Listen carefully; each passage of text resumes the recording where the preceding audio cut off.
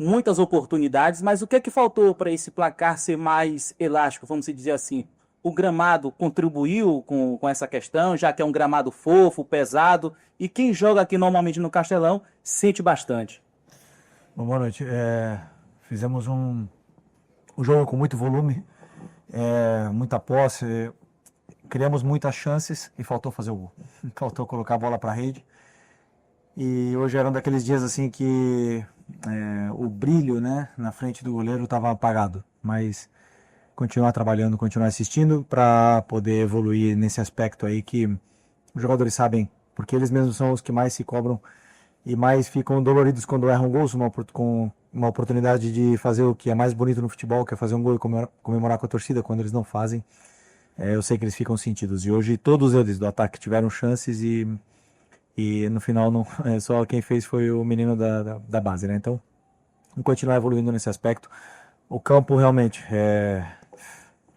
sem palavras, sem condições. Sem condições. Mas prefiro olhar para onde eu controlo que é a minha equipe e agora pensar para frente. Felipe, boa noite, parabéns pela vitória, né? Muita gente fala que deveria ser elástico, enfim, o resultado, mas como você citou, o gramado teve um fator, foi um fator importante para atrapalhar o jogo do Flamengo, né?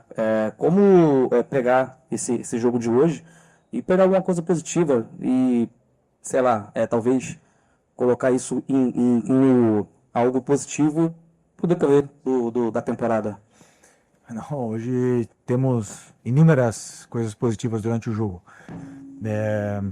A estreia como titular do João, não sentiu o jogo, tivemos minutos para jogadores que não vinham jogando tanto, tivemos uma atuação muito sólida, muito importante com esse gramado, conseguiram criar essas relações, conseguiram criar entre eles, faltou um pouco de ataque à profundidade, falei isso com eles, faltou a gente atacar mais o espaço, porque era onde a gente podia criar perigo e um time tão fechado, momentos com uma linha de 5, outra de 4 dentro da própria área, fechado muito por dentro, então realmente os espaços que eles deixavam era mais pelas laterais do campo e aí tivemos muito boas combinações e principalmente também o controle das transições e a fase defensiva foi muito sólida, então saiu com muitos aspectos positivos do campo e alguns para corrigir, mas em geral, assim, ver jogadores atuando nesse nível de controle de bola, de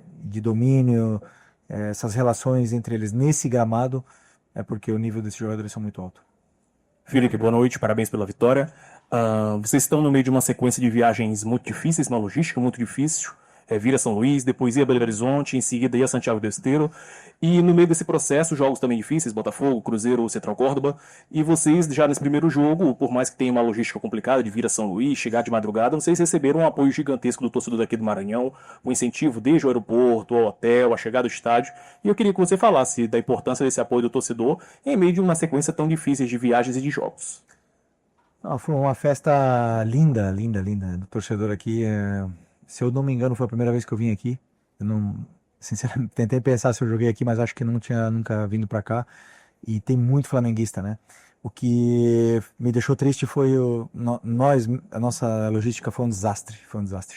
Chegamos muito tarde. Depois, a falta de organização com essa parte dos torcedores e a falta de organização para entrar no hotel nos levou quase uma hora para a gente chegar no nosso quarto. Então, isso foi um quesito que nós temos que melhorar. Nós não podemos deixar isso acontecer. Mas, por outro lado, ver essa festa linda que o torcedor tem feito pra gente e recebido a gente onde a gente vai, quer dizer que eles estão fechados e encantados com o nível de atuação dos jogadores, eles se sentem representados pelos jogadores e lotam o estádio. Isso é o que me deixa feliz, o que me representa como treinador e me deixa muito orgulhoso de que exista essa comunhão com o torcedor e a nossa equipe. Rodolfo, vamos ver se tu é o brabo mesmo. Dá pra ganhar dinheiro vendendo sandália de borracha? Lógico, dá pra faturar milhões de reais. Boa noite, Felipe. Léo José do Coluna do Fla. O Berto disse em alguns momentos que espera o Jorginho antes do Super Mundial. E aí, como você conversa bastante com o Boto, tratam bastante sobre elenco, e agora o Jorginho ele já vai traçando o futuro dele no Arsenal, você, Felipe Lins, chegou a falar com o Jorginho ultimamente? Já começa a traçar uma equipe já com o Jorginho? Não sabia dessa notícia. Falo com o Boto todos os dias, nunca me falou nada disso. O Jorginho não é jogador do Flamengo, é do Arsenal e, portanto, não posso falar de jogadores que não pertencem ao Flamengo, né? Mas um grande jogador, um grande respeito por ele e é bom que o Flamengo esteja olhando esse tipo de jogador de alto nível para poder melhorar ainda mais o nosso elenco, mas no momento eu não sei nada. Felipe, boa noite. Thiago Lima aqui do GE. Eu queria que você comentasse um pouquinho sobre o Joshua, o Felipe, que fosse o jogador, né, do Sub-17. O que te chamou a atenção nele? Até para furar a fila do Sub-20, né, de vários jogadores do Sub-20, mas ele veio já para o profissional. E o que te chamou a atenção no período que você treinou ele? Bom, o Joshua era meu camisa 10 no Sub-17. Me emocionei muito, né, como quando ele fez o gol, assim. Eu acho que para um treinador,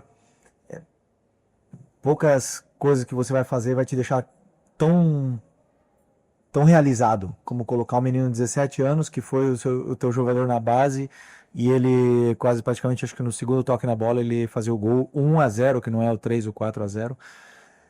Isso me deixa extremamente feliz, né? O que eu vivi hoje com ele me deixou muito emocionado, realmente muito emocionado. Um menino muito especial, era, como eu te falei, é o meu camisa 10 no Sub-17. O primeiro título da minha carreira como treinador, ele participou, foi uma peça muito importante na equipe. Eu fazia muitos movimentos específicos para ele, né, para que a equipe girasse em torno dele. Eu sei o talento que ele tem. É um meia que joga na mesma posição do Arrascaeta, tem um talento e tem principalmente muita frieza na área. É um cara que decide muito bem.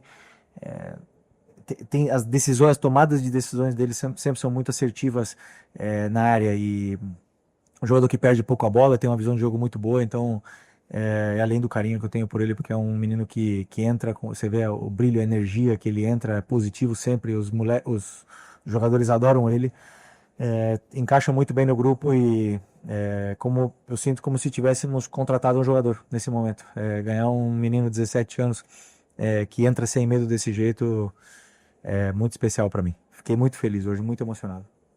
Felipe, boa noite. Queria que você falasse um pouco do Michael, que é um jogador extremamente voluntarioso, esforçado, mas que não tem conseguido fazer os gols, que a gente sabe que é importante para a afirmação do atacante.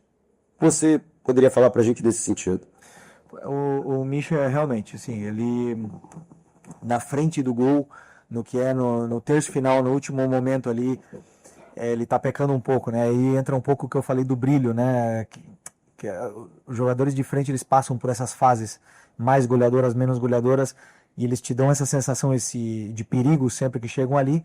Então o Michael tá fazendo tudo certo, assim, para a equipe, pressiona, ataca espaço, tem um contra um, se associa bem com os companheiros, faz todos os movimentos, mas o último momento ele tá pecando um pouco, né? Então, assim, mas ele é o cara que mais fica no treino depois que acaba o treino para fazer complemento, para fazer finalização, para fazer esse ajuste que falta e assim, recuperar um pouco de novo esse brilho, né? Que eu falei, porque é um jogador muito importante para mim, para a equipe. É um jogador muito importante, foi titular ano passado comigo na final da Copa do Brasil, foi titular de toda a parte final, foi titular da Supercopa, foi titular praticamente todo momento até ter essa lesão. E sempre que um jogador volta de lesão, ele ainda volta um pouco se encontrando, né? Então, assim, eu acredito que a atuação dele, por não ter feito bem esse último terço, e a torcida que acabou pegando um pouco no pé dele, acaba afetando um pouco a parte mental, mas já estou aqui para não desistir de nenhum jogador, como eu falei para vocês, eu nunca vou desistir de nenhum deles enquanto eles estiverem aqui, para poder recuperar a melhor versão dele e o brilho que ele tem. Felipe, uma segunda pergunta, já que estamos falando de base também, sobre 2 jogadores do Sub-20 que não têm sido relacionados por você ultimamente. Um é o Alacian, que vinha entrando com você no Carioca, vinha entrando bem, inclusive, tem muito torcedor que pergunta, poxa, por que o Alacian, inclusive, não poderia ter vindo para esse jogo de hoje? E o outro é o Guilherme, que vinha sendo utilizado muito por você, principalmente ano passado, né, na sua reta final, e que também não voltou esse ano. Bem, o Wallace é um jogador também que eu tenho muito carinho, o Guilherme também, adoro esses meninos, adoro todos eles que trabalharam comigo lá, eu tenho uma relação muito especial com eles. O Wallace, quando eu faço a lista da relação para o jogo, eu penso no jogador que vai jogar, na possível troca. Então eu tenho, hoje com a volta do Pedro, com o Juninho, com o Bruno, com o Plata, eu estou coberto nessa posição, né? Eu não, nesse momento não vejo, eu vejo eles na frente do Wallace, né? Então o Wallace agora precisa continuar fazendo o que ele estava fazendo, que é fazer gols, é se destacar no sub-20 e chamar na minha porta fazendo dentro do campo. E aí eu sei que eu posso contar com ele, porque é um jogador que tem as características de 9 que eu gosto, né? Então, e aliás tem a relação comigo que é muito boa. O Guilherme também passa por um processo parecido com o do Wallace. Tem outros jogadores, tem o Arrasca, tem o Plata, tem outros jogadores que estão aí. E hoje eu optei pelo Joshua, que vem treinando comigo, vem treinando muito bem, completou viagens, viajou comigo para Libertadores, fez vários treinos, encaixou muito bem no grupo e vem se destacando nos treinos. Isso que é o que eu mais vejo, é o jogador que fala dentro do campo. E o Joshua está falando dentro do campo, me deu como é que fala? A segurança de poder colocá-lo hoje no campo e ele acabou rendendo, né? Mesmo que foram só 10 minutos. Então é um processo de concorrência muito grande que eles têm, aliás, pelo craque, estrela e ídolo que é o Arrascaeta, que está na frente deles hoje, mas que eles possam se espelhar e poder sempre ser uma opção para mim quando eu precisar. Felipe, boa noite. Rádio Tabajara de João Pessoa. Eu queria te perguntar sobre o adversário, né? A gente, naturalmente, você já está acostumado a enfrentar times com linhas baixas, né? Enfim, que vem para uma bola. Também teve bastante volume, várias oportunidades. Eu queria uma avaliação tua sobre esse adversário, um time de Série C, um investimento evidentemente muito menor do que é o do Flamengo. A avaliação do adversário e como se portou a tua equipe também diante dessa situação do jogo. Primeiro tempo talvez um pouco um ritmo mais baixo, no segundo vocês conseguiram encontrar o gol. Bom, a análise que eu fiz do Botafogo da Paraíba foi uma análise onde eu imaginei um jogo difícil pelo gramado, pela situação do gramado, de campo, mas assim, reconhecendo claramente a nossa superioridade técnica, né, dos jogadores, assim. Por mais que tenha um time bem qualificado, um time que você vê que estão com as ideias muito claras, bem treinado, principalmente na fase defensiva, me demonstrava que iríamos ter dificuldade de entrar por dentro nessa equipe. Mas, claro que o campo e a circulação de bola sempre fica um pouco mais lenta nesse aspecto, mas não posso deixar de reconhecer que antes, na análise que eu fiz, eu senti que sim, éramos bem superiores ao time deles.